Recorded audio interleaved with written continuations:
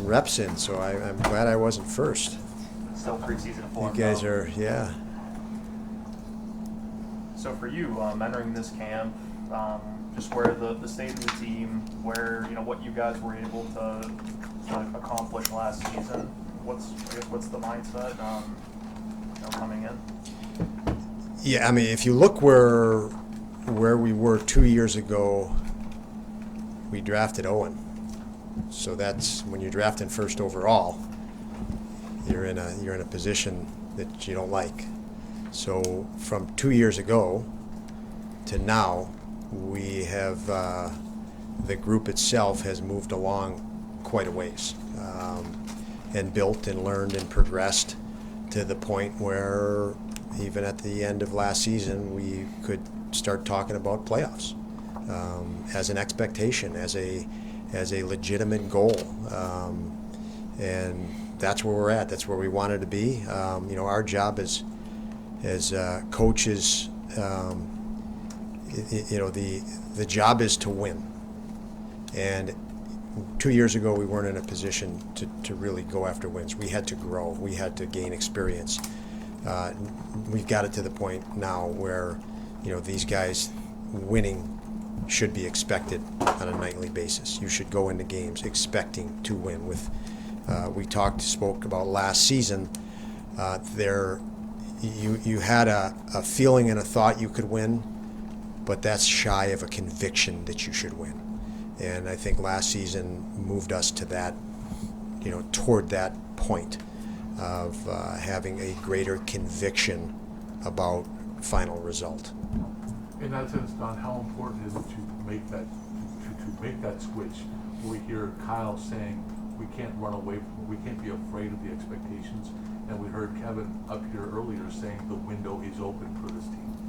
Yeah, I don't think they're afraid of any expectations because there's ability behind it. Like I said, 2 years ago we drafted the first pick overall, and then we started that season 2 years ago in 31st place, 32nd place, basically.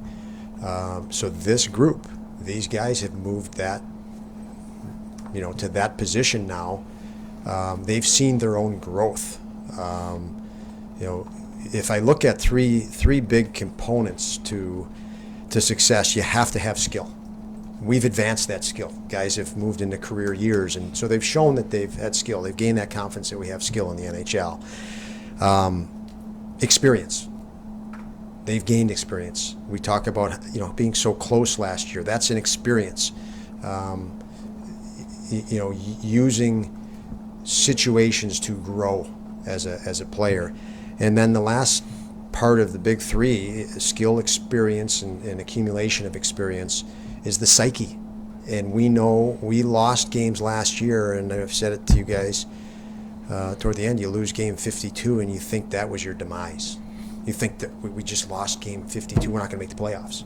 And you have to go through that to realize that you can't sweat that one loss. You just got to move on right away. And we carried losses in. We felt at times that failing meant we were a failure, and that was misinterpreted. So they're in a much better place of confidence, moving along toward that greater conviction. I'm very comfortable with where we're at, and pressure that comes with being in this position. I think Kevin said it this morning. We talk about it a lot. Being in this position and the pressure that comes with it is a privilege. We didn't have this type of pressure 2 years ago because we weren't good enough. We're good enough to have this pressure right now. It's time to embrace it. Of those big three, what is the thing that I guess makes you the most confident that you can improve this year and ultimately reach those expectations? Gained experience. You can't will your experience on someone. Kyle Ekposo couldn't will his experience on the next guy, and vice versa. They've had to go through situations, and that's growth. So, yeah. But at the same rate, how can Eric Johnson help Darlene or Power? Darlene's already talked about him and what he's done for him in the short time they've been together. He has so much experience, whether it's winning a Stanley Cup or being first overall or the whole thing. Where can he help? Well, he'll help immensely in lots of different ways, but just walking with less fear, more confidence, and they're again, when you don't have experience, a down can hit your psyche like, was this the end? But when you've gone through the years and situations that Eric has gone through, you realize that, okay, and we might not have had it tonight. Let's not overthink this, because we got to get on a plane and get ready for tomorrow. Let's not allow this to carry over. Let's not allow this goal in the first period to carry over, and before we regain ourselves, there's another one or two in our net. And we've seen that with guys, and that's that poise is a form of confidence. Victor is back, and there was a school, in terms of belief he might not be. What gives you belief that he could get out of what he was in last year and go back to being the player we saw at times last year over those stretches? My belief in Victor is that he works intently to find ways to resolve issues and become better. Simple as that. So that's where my confidence is in Victor. I see him actively engaging, not dwelling. With Jack's absence for the first half of the year, how do you view that competition amongst guys that are looking to take that, maybe not that spot in the lineup, but just that spot on the roster? I don't know if guys process that way. I mean, they come into camp, and I don't think they're thinking, "Oh, there's a spot open now." They just want to play.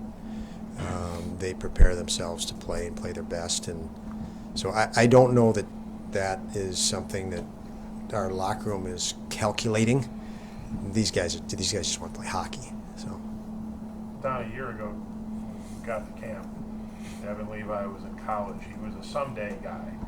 Someday came a lot sooner than people thought. I mean, you got 7 games, you got that sample. What is your mindset about Devin Levi as an NHL goaltender right now going forward? yeah, that someday came with a bang, didn't it? I mean, he and you mentioned mindset and psyche. We've already touched on as one of the big three: skill, experience, and your psychological state, your confidence. I think about it. I think about so many goalies. The goaltender that was in so many goalies, young goalies or rookie type goalies, guys without a lot of experience, have won Stanley Cups in the last 10 years. Look at the last year with Vegas. Was the goalie they used in the finals their first choice 3 months prior, or 4 months prior? Wasn't their first or second choice from what I understand. Devin has that psyche in order. He has skill, and he fast track. He takes experience in faster than most. So if you're looking at kind of those big three, he has lots of really incredible tangibles. Now, we could say, oh, in the context of the NHL, this doesn't happen, but there's only one goalie plays in a game, so these guys typically don't get a chance to play until they're 25, 26 years old. Somebody else has the net. We're not in that situation, so I don't think it's I think that's the rarity, is there's actually opportunity here where there typically isn't. He seized his opportunity last year, and I know he came into camp very well prepared. I saw him play today, and every shot in the practice matters to him, and he processes it to learn how to not let that happen. He lost a 3-on-3 game at the end, and I know he's probably taken that off the ice with him, and he'll figure out a way to be better because of it. So, How do you balance how much you can throw at him, knowing that this is going to be his first full NHL season? Are there limits to what you want to throw at him so it doesn't overwhelm him, or do you want to see what might overwhelm him to see what that limit might be? yeah, I think it's a read and react. It always is. You could come in here with I could throw down a 300-page coaching manual, but as soon as the season starts, just toss it in the garbage. It's you got to read and react, and you're obviously coming from a base, but we have sports science guys that monitor workload. So even after if he played 2 games in 3 nights and he's on the ice, we'll see workload response and say he needs a rest here, as we do with every guy. So that fits in the category of how we would manage anyone else. older guys playing and fighting through nagging injuries. Your mind and all of our minds will say, oh, he's played a college season, and which is whatever 36 to 40 some games, and the NHL is 82 games, and it's different. So you're going to look at work to rest ratios, and you're going to make sure you're trying to figure out as you move along how taxing was that last game or this last sequence of games or travel and whatnot. So we'll gauge it and monitor it through the course of the year as we would every single player. What about mentally? Just the mental stress that comes with Yep. goaltending and knowing that there might be, as all goalies go through, peaks and some valleys in the season. Yeah, I was just going to say we all know. I mean, we watch sports. There's ups and downs, Right. and you work to limit them, but there's ups and downs. Some nights you walk out on that rink and the other team is way fresher than you, and you just can't do a damn thing, and you reel, and it can hit your confidence. And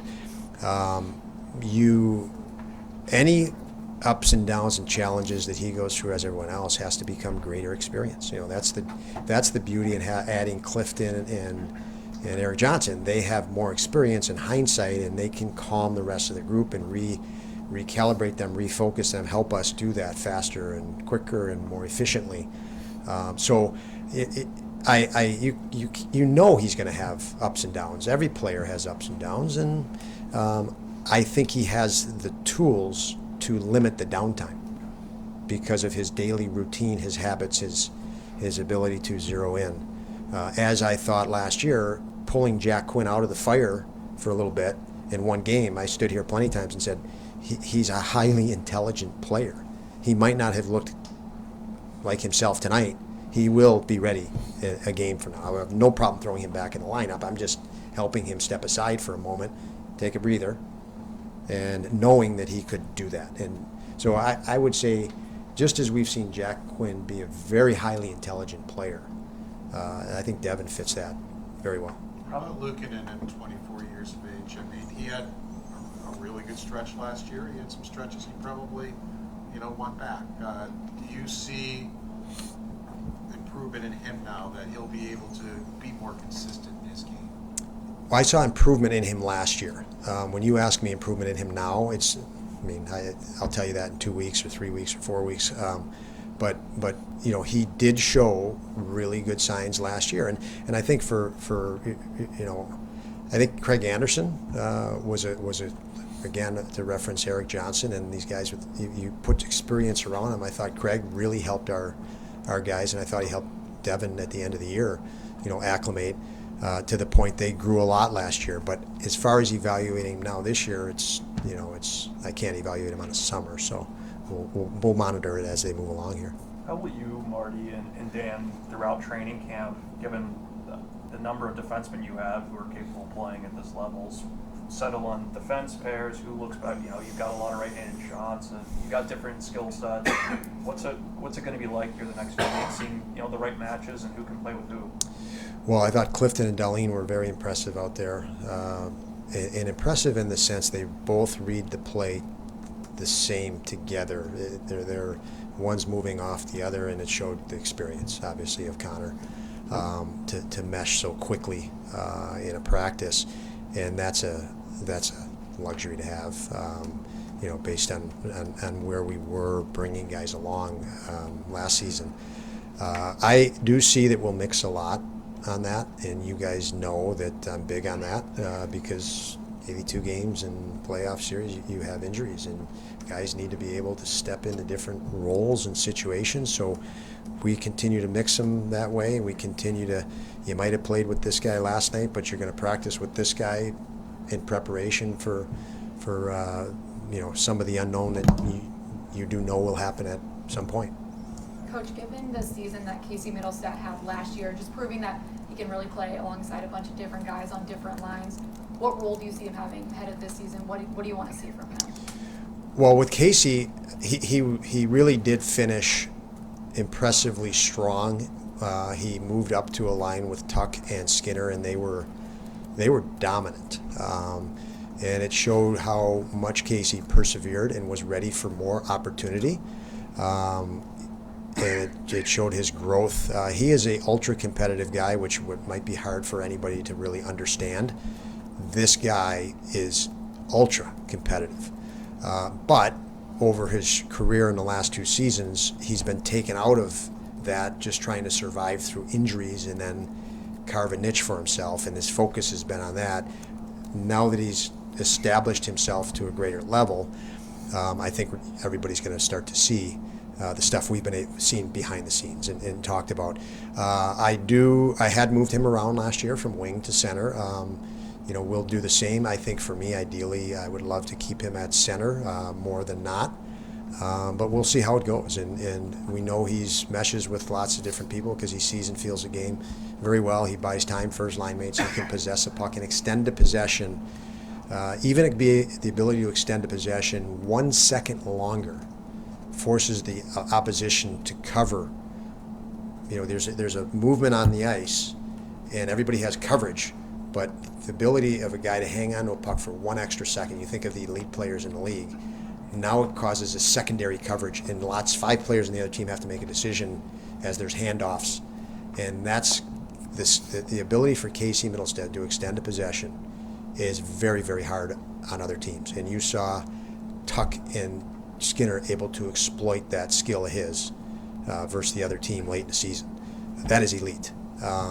So we want to find chemistry for him and as a priority, and we'll gauge that through camp and probably into the season. Obviously, we know some of your history with Connor Clifton, but what are you most excited about what he's bringing into this room? Grit. He's a very gritty guy. And I mentioned conviction and confidence. He's been confident and convicted in how he plays since he's 16 years old. I play this way, and I own this. I will own this situation unequivocally, and that confidence is immense. His way of, when he looks you in the eye, has he always been like that when he's talking? It seems so unusual. Well, I'm not saying it's bad. It's a good thing, but just the way he looks you in the eye as he's talking to you, it's almost disarming. I'm not quite sure what you're referring to, a one-on-one interview or every question that he was asked Yeah. at that podium, he looked the reporter straight in the eye for as long as he was answering that question. And maybe that's a reflection of his So I could conviction. learn from him, is what you're saying, Jim. What's that? So I could learn from him? I'm sorry? I could learn from him, is what you're saying? No. No, he is. But has he is. always been like there is He a is, focus and a confidence. as a very young kid, he was just dialed in and competitive, ultra competitive. He was the guy as a 16-year-old. Within 3 minutes of a game, the entire bench knew Connor Clifton was on your team immediately, and he loved it. And they would, not only did they know he was on the team, they respected him, because if you weren't watching out for him, you'd get run over. And that was from day one, and he's been able to carry that through, obviously, in the NHL to a very impressive level. He's not a big guy. He's just extremely strong on his skates. Benson enters his first NHL training camp here. What did you see this past weekend from him? Well, what I thought he was great through the rookie tournament. Lots of guys were. A whole nother level today when we had him with Thompson and Skinner. You could just see how he processes. In a visual for everyone is, the ice gets bad and there's a pass to him on an entry, and a defenseman coming at him, and the puck bounces and it's off the ice. He's got to take it in his feet with a guy coming at him, yet he doesn't panic. It didn't cause stress. He was able to handle it skill-wise, knowing where Thompson and Skinner were headed and which one of those two was open or not open, and make a play. And so that situation normally makes a guy anxious. It didn't make him anxious because he has a feel for the game and skill to match it. So I thought he was real good out there today. Obviously, size and strength are issues, and those are big issues, right? When any player is moving from, at his age, from a junior level into NHL practices and preseason games, those are big challenges. And but he was, from the cognitive processing, And hand and puck skills, he was really impressive today with those two players. Eric is equipped to handle the ups and downs of being a backup or third goalie in the organization. But as you saw him go through that last year, through the winter and stuff, what did you kind of learn about how he handled that? He is I mean, we like to use the term pro, and in sports world, he was a pro. He is a team first guy, very selfless guy, and a very relentless worker. He kind of edges in the category of almost of working too hard. He'll exhaust himself. He'll stay out on the ice until he's completely exhausted, not cognizant of how this may affect him the next day from a fatigue standpoint. He's a relentless worker and a great teammate. What do you think is the next step for Peyton Krebs after the year he had last year? Just to build.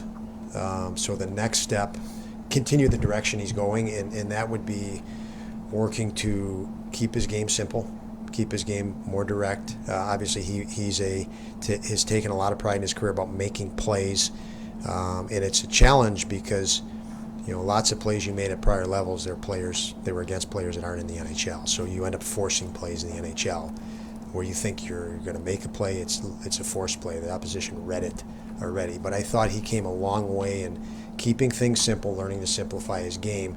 When he learns that, as he learns that more and more every day, he's going to be able to make better and better plays. He's going to see when lanes are truly open, because you can't go down the rink and try to make the play you want to make every time. Sometimes it's just not there. Most of the time it's just not there. And I think he's grown in that area, and I think he recognizes and is hungry to grow more. Don, you did it last year, but I know the circumstances were a little bit different. What is your take on three goalies carrying them for the majority of the season or an entire season? Yeah, we'll do what we have to do.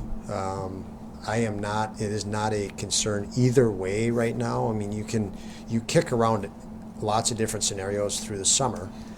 Lots of ifs, that, if this, if that, and then you say, okay, we went through all these scenarios in our head, we wrote it down on paper, we're going to have to make a decision, and that decision is going to come in early October when we have to put a roster together, and we'll have a ton more information at that point to make that decision. So if we make a decision that's three goalies then, I'm extremely comfortable because we're doing it with lots of information.